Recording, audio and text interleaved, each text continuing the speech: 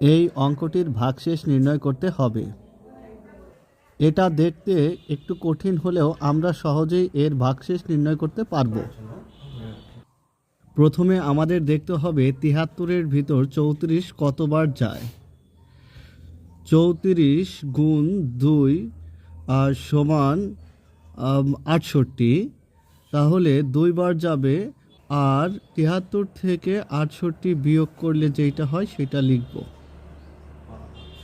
এভাবে ৭৫ এবং ৭৮ থেকে ৬৮ বিয়োগ করে যেটা হয় সেগুলো লিখব।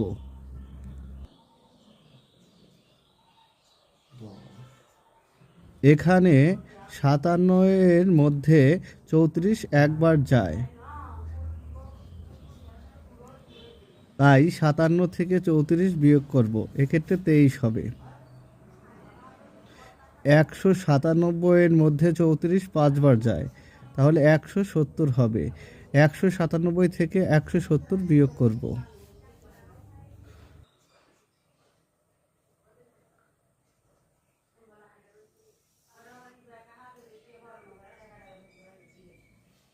এখন হিসাবের সুবিধার জন্য ৫ এবং ৭ গুণ করব, ১০ এবং ৩ গুণ করব, আর বাকি সব যেভাবে আছে এইভাবেই থাকবে।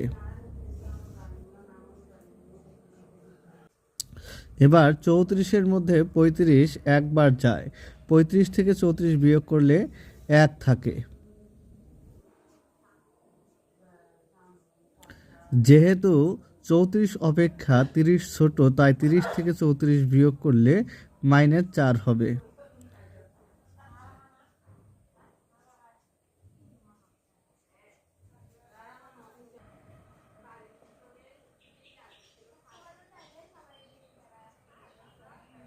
চৌত্রিশ যেহেতু ২৮-এর ভিতর যায় না, তাই ২৮ থেকে ৩৪ বিয়োগ করলে -6 হবে।